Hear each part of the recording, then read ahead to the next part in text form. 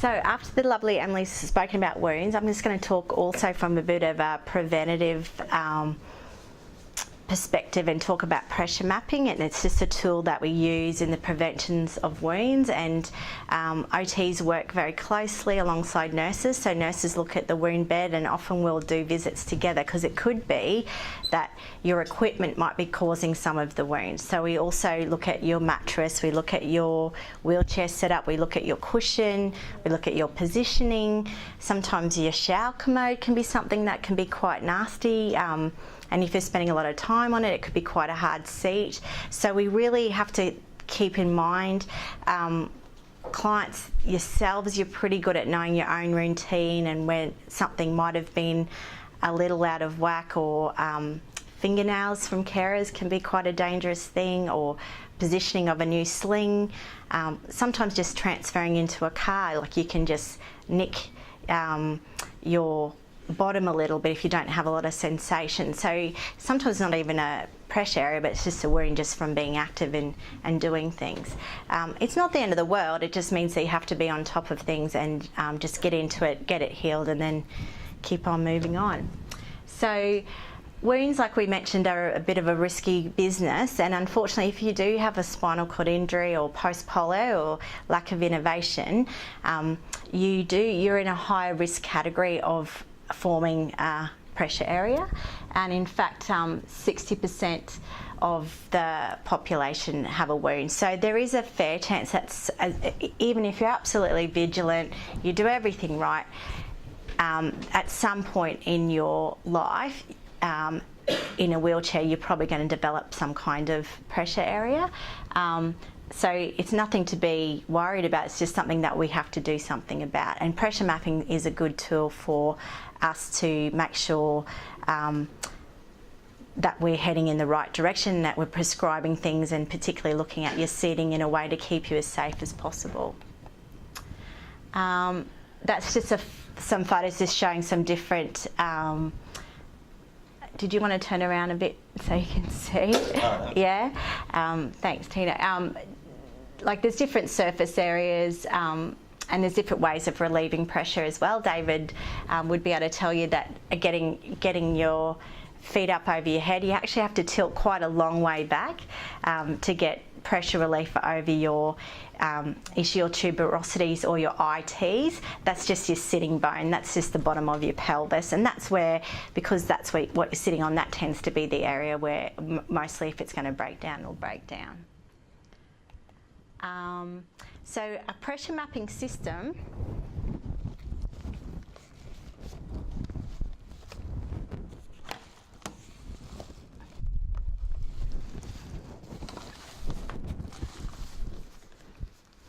that's all it is.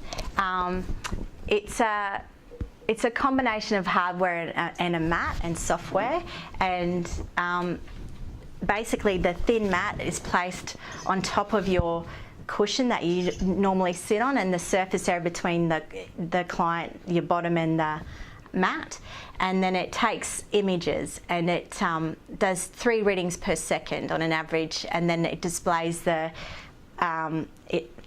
in millimeters of mercury, and that just helps you just to tell you what the intensity of the pressure is on that surface. Most researchers agree that you're trying to keep below 80 millimeters of mercury over your ischial tuberosity, but I have seen people as high as 100. Basically, if it's not broken, don't fix it. Some people have bony bums, and that's just the way you're built. I don't have a bony bum, and that's actually a good thing when it comes to pressure. If you've got a bit of a butt and you've got a bit of fat there, it actually does protect your skin from breaking down. So, but some people have always been quite skinny, and that's just the way they're wired. So they'll tend to, their skeleton is just, they're just more at risk of developing a pressure area, unfortunately. So that's just some images. You notice that also with your positioning, like the person in the middle there, if you're a bit windswept and got a position going to one way, you're really going to drop and fall over one area. It's even the same a little bit sometimes on people's backrests on their chairs. I'm just going to put this down. A lot of people have had a traumatic accident, and it means that their whole body could have been a bit out of alignment. Sometimes you'll find that it might just be one scapula that points out, and it tends to be a bit of a pain. So what we'll do is, if we're doing a backrest, we'll just cut a hole into the backrest so that that pointy bit can just sink into the backrest a little bit. So, and sometimes, like, it's just about thinking a little bit outside the square about how to keep you comfortable. But that bony prominence then, because it's the first point of contact, sometimes it can be taking an awful lot of pressure, and pressure is force over area. So if you've got someone who steps on you with a stiletto, the same person who steps on you with a tennis shoe, the stiletto is going to hurt a lot more because it's one point and it's bang, and it's right over one, the weight is all over one point. If it's a tennis shoe, then it's not going to hurt as much.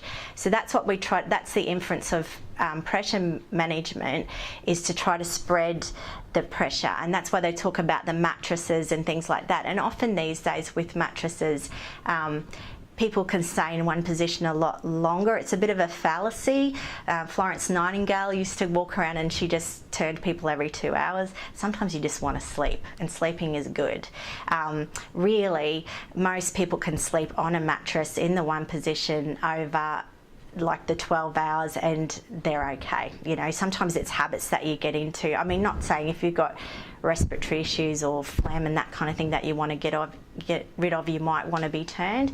But now with the alternating air or the continuous air loss mattresses, it just means that you can be comfortable for longer and you're not at risk of breaking down. Back in the day, they probably had really tiny, thin mattresses, you know, and so they had to be a lot more careful. There's also at risk, I guess, if people are turning you constantly as well, their fingernails again, or you might have risk of actually hurting your body a bit more rather than just being left in the one spot. I'm going to get to Tino very soon. The benefits of pressure mapping is that we can instantly see what the pressure is, and it can detect your asymmetries.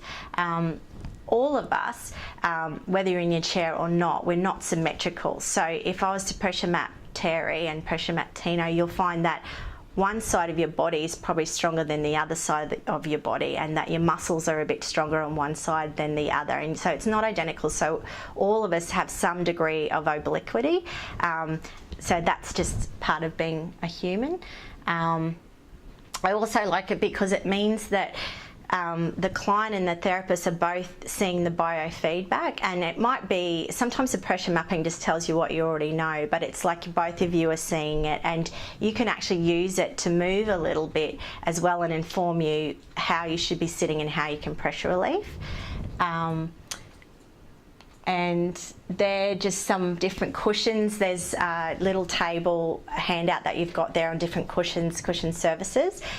The Roho cushion is an air cushion. It was actually initially developed for power chairs, but we've adopted a lot in Australia for manual chairs as well. It is great in terms of skin integrity. It's not that great for your posture though, because it can't really hold you in place. But in terms of skin integrity, having that air, it can help. You can sit up with a bit of a wound and not really hurt yourself, which is great. So all I'm going to say is that it's useful in conjunction with air cushions, but you know, you can have combinations of foam and air and foam and gel. I have had a client that was really skinny, and he ended up being better in a deep contour and actually having his whole pelvis submerged, and that seemed to, he pressure mapped well on that. It's also about function and that you're comfortable and you can sit up and you don't have pain. That's really important as well. It's not designed to be the sole form of assessment.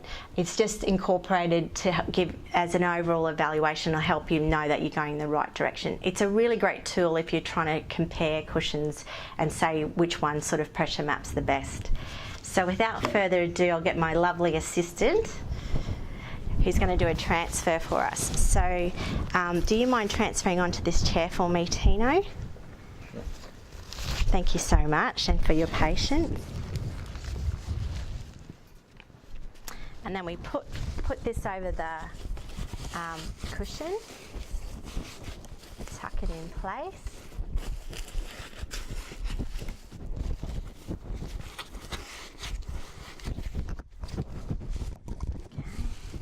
You try to keep it as flat as possible, but sometimes you can just do what you can do. You want to come back across for me. Fantastic. Thank you very much. That's it. Thank you very much. And this is Tino as he's sitting here. Do you want to move forward for me, Tino? Yeah, that's it. Can you lean forward in your chair for me? Yeah. So you can see if you're able to lean forward at all, that takes a huge amount of pressure off your ITs, and it's actually easier to get into that position than try to get right back to get your feet up over your head. So if you can do that and even sit to the side a little bit and move to one side, or just rock side to side. Yeah, yeah. That's great. And you don't even have to physically get yourself up and down either. It's just that actual just side to side movement. If you're sitting having a coffee and you've got a table in front of you, you haven't got great trunk control, if you can just come forward, that just relieves the pressure off your bottom, and that's all you need to do. And it doesn't have to be much, but that alone, doing a few shifts like that, that's going to make a huge difference and protect your skin integrity. Thank you very much.